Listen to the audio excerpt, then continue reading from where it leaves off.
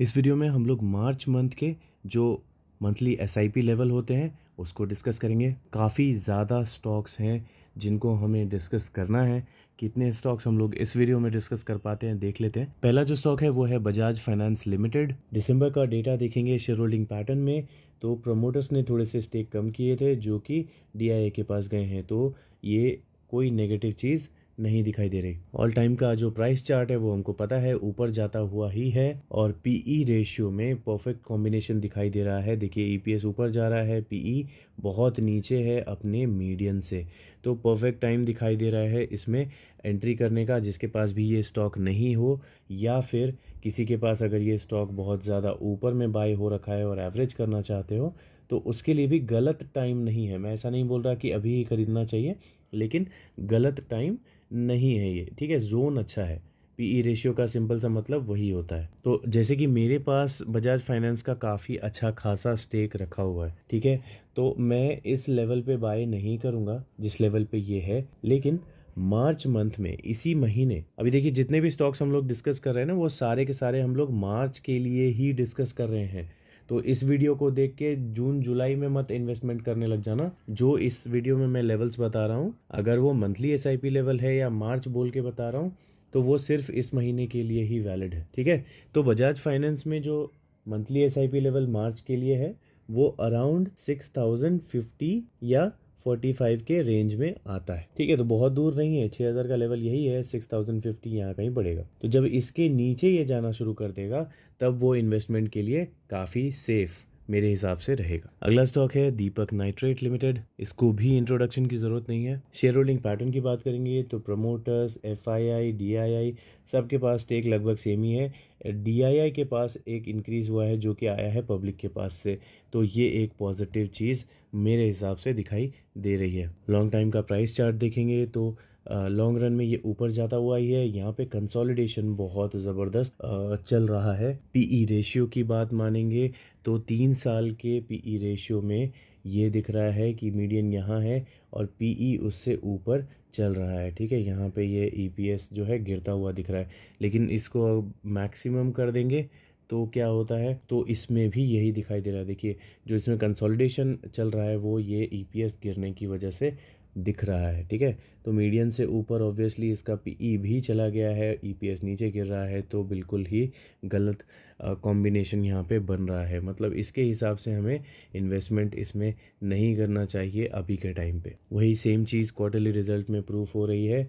यहाँ पे अगर प्रॉफिट देखेंगे तो ईयर ऑन ईयर पे कम हुआ है, इवन क्वार्टरली भी देखेंगे तो कम हुआ है, ठीक है। तो गिरने के रीजंस हमको क्लियरली दिखाई दे रहे हैं। इसमें इन्वेस्टमेंट अभी नहीं करना चाहिए, ये 2-3 इंडिकेटर्स बता रहे हैं। लेकिन फिर भी आप में से अगर कुछ लोग चाहते हैं कि नहीं मैं मार्च के लेवल्स बताऊं और आप उसमें इन्वेस्टमेंट करना चाहते हो तो अराउंड 2035 के आसपास अगर आपको ये मार्च में मिल जाता है गिरता हुआ तो आप इसमें एंट्री करना चाहो तो छोटी मोटी क्वांटिटी लगा के रिस्क ले सकते हो। अदरवाइज मैं इसको डिस्कस करना चाहूँगा वापस जब इसके रिजल्ट्स अच्छे आने शुरू हो जाएं या फिर ये गिरते गिरते 1950 के नीचे चला जाए, तब मैं इसे दोबारा डिस्कस करूंगा। मैं यहाँ एंटर करने की बात नहीं कर रहा, मैं दोबारा डिस्कस करूंगा, ठीक है। तो दीपक नाइट्रेट सुन के फेमस मतलब इसमें फेमस नहीं, फ़ैन मत बन जाना। थोड़ा सोच समझ के एंट्री करना, ओके। और कुछ लोगों की आदत है हर पॉइंट पे एवरेजिंग बार बार सेम लेवल्स पे करते रहने की, तो ऐसा मत करो, पैसे फंसाते जा रहे हो और कुछ नहीं कर रहे। हाँ कोई इनसाइडर न्यूज़ है आपके पास जो बहुत पॉजिटिव है तब वो आप कर सकते हो, ओके। तो अदरवाइज मार्च का लेवल जो है 2035 का है मेरे लिए, लेकिन मैं इसको कंसिडर करना पसंद करूंगा 1950 के नीचे जाने के बाद या फिर इसका क्वार्टरली रिजल्ट बहुत ही अच्छा होने के बाद। अगला स्टॉक है आर केबल लिमिटेड।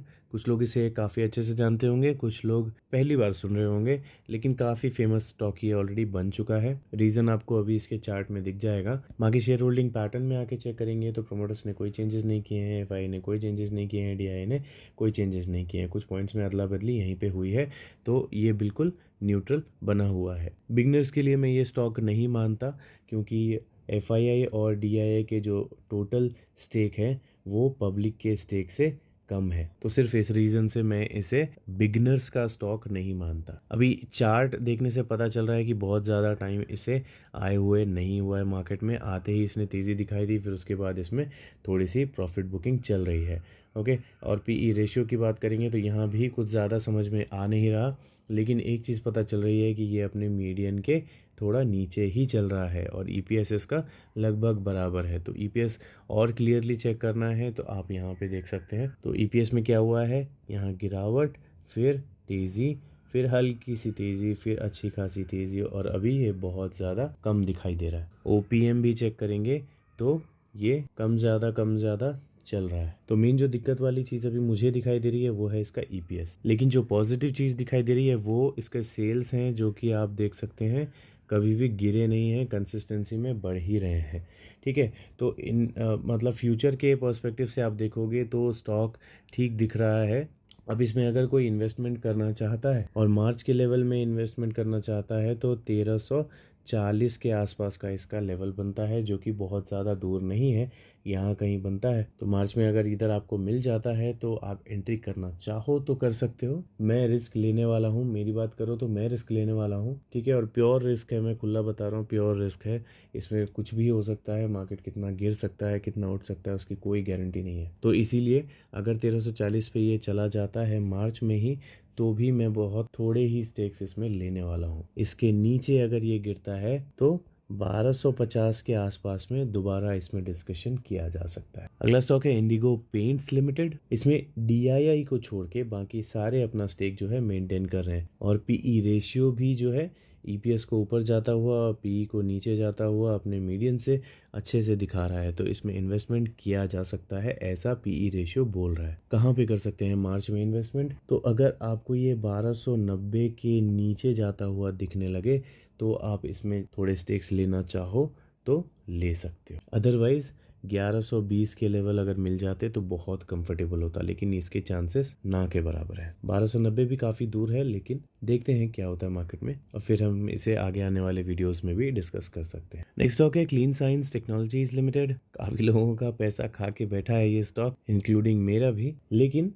प्रमोटर्स ने फिर भी इसमें कोई कॉन्फिडेंस लूज नहीं किया है। एफआईआई का भी लगभग स्टेक उतना ही है, डीआईआई का भी लगभग स्टेक उतना ही है, और पब्लिक का भी जो कॉन्फिडेंस है वो इसमें अभी बना हुआ है और बढ़ता ही जा रहा है। ठीक है, तो किसी ने भी अपना कॉन्फिडेंस इसमें लूज नहीं किया है, लेकिन फिर भी इसका पीई रेशियो देखेंगे तो ईपीएस गिरता हुआ दिख रहा है। मीडियन के नीचे इसका पीई जरूर है, ये अच्छी बात है, लेकिन ईपीएस गिरता हुआ दिखना is not a good indicator. तो देखिए, अगर आपके पास इसका स्टॉक है तो आप इसको रख सकते हो, लेकिन अगर आपके पास इसका स्टॉक नहीं है और इन्वेस्टमेंट करना चाहते हो तो मेरी रिकमेंडेशन एटलीस्ट अभी इस पोजीशन पे तो नहीं है। स्टॉक खराब नहीं है, ये मुझे पता है, लेकिन इस पॉइंट पे ये और गिर सकता है, इसका इंडिकेशन पीई रेशियो से मिल रहा है। ऐसे अगर आप इसमें इन्वेस्टमेंट करना चाहते हो मार्च में पीई रेशियो को इग्नोर करते हुए, तब तो आप 1300 के नीचे जैसे ही आपको जाता हुआ दिखे एंट्री कर सकते हो। ठीक है, 1295-90 के आसपास में भी एंट्री कर सकते हो, लेकिन मैं इसको डिस्कशन के लिए दोबारा प्रेफर करूंगा जब ये 1230 के नीचे जाएगा। नहीं जाता तो अच्छी बात है, लेकिन अगर 1230 के नीचे जाएगा तब हम लोग इसमें दोबारा से एक बार लेवल चेक करेंगे कि इसमें ईपीएस में बेटरमेंट हुआ या नहीं, और इन्वेस्टमेंट के लिए कुछ सिग्नल्स मिल रहे हैं पॉजिटिव वाले या नहीं। ठीक है, लेकिन जिन लोगों को जल्दी है और इसमें इन्वेस्टमेंट करना ही चाहते हैं तो 1295 के आसपास में आप कर सकते हो। और लास्ट स्टॉक इस वीडियो का है क्रेडिट एक्सेस ग्रामीण लिमिटेड। बहुत ही फेमस, बहुत ही अच्छा स्टॉक है ये। लास्ट स्टॉक ये सिर्फ इसी वीडियो का है, इसको हम लोग पूरा आगे कंटिन्यू करेंगे और आगे और बहुत बहुत सारे पार्ट्स बनेंगे जिसमें मैं आपको मार्च के मंथली एसआईपी लेवल्स बताऊंगा, तो मिस किसी को मत करना। अगर आप पहली बार इस चैनल पे आए हो तो टेलीग्राम में एक बार आके हमारे प्रीवियस जो लेवल्स हैं, जो प्रीवियस डिस्कशंस हैं, उनको चेक कर लेना। जो भी हमने लेवल्स डिस्कस किए थे वो हिट हुए या नहीं और कितने प्रिसाइज हिट हुए हैं। टेलीग्राम नहीं तो आप यूट्यूब के भी पुराने जो हमारे वीडियोस हैं वो चेक कर सकते हैं और देख सकते हैं कि जिस भी स्टॉक के लेवल्स, हमारे दिए हुए लेवल्स हिट हुए हैं, वो स्टॉक ज़्यादातर टाइम वहीं से पलटा है। ठीक है, तो ये मंथली एसआईपी लेवल्स जो मैं देता हूँ इसको मिस मत करना। आगे कई सारे इसके पार्ट्स मैं बनाने वाला हूँ, तो आप धीरे धीरे वो देख लेना। मैं इसलिए पार्ट्स बना रहा हूँ ताकि मुझे भी थोड़ा आराम रहे, मेरे गले को आराम रहे, और प्लस आप भी थोड़ा कंसंट्रेशन के साथ सारे के सारे स्टॉक्स कवर कर पाओ। ठीक है, तो चलिए बात कर लेते हैं क्रेडिट एक्सेस ग्रामीण लिमिटेड की। इसमें इन्वेस्टर्स की कोई कॉन्फिडेंस की कमी नहीं दिखाई दे रही। इनफैक्ट एफआईआई थोड़ा कॉन्फिडेंस बढ़ाते हुए दिख रहे हैं और डीआईआई भी कांस्टेंट मेंटेन करके अपना स्टॉक दिखा रहे हैं। पब्लिक ने थोड़ा सा पेशेंस लूज किया है, जो कि मार्केट के हिसाब से अच्छी ही चीज़ होती है। अगर एफआईआई डीआईआई बाय कर ले पब्लिक से कुछ स्टेक, तो वो पॉजिटिव माना जाता है। अब देखिए, इसका तो मैक्सिमम टाइम का प्राइस चार्ट ही देखेंगे तो आपको पता चल जाएगा कि स्टॉक ज़बरदस्त है। ठीक है, पीई रेशियो के पास जब आएंगे तब दिखेगा कि ईपीएस बहुत शानदार तरीके से ऊपर जा रहा है और पीई नीचे ही है अभी भी मीडियन के। ठीक है, तो ये तो मैक्सिमम टाइम का हुआ। 3 साल का देखेंगे तो उसमें भी आपको सेम ही चीज़ दिखाई देगी, ईपीएस ऊपर भागता हुआ और पीई मीडियन के नीचे। तो इन्वेस्टमेंट के लिए बहुत अच्छा जोन अभी भी ये बना के चल रहा है। अब इसमें इन्वेस्टमेंट कहाँ पे करें? देखिए, अभी ये यहाँ पे आपको थोड़ा सा घूमता हुआ दिख रहा है ना?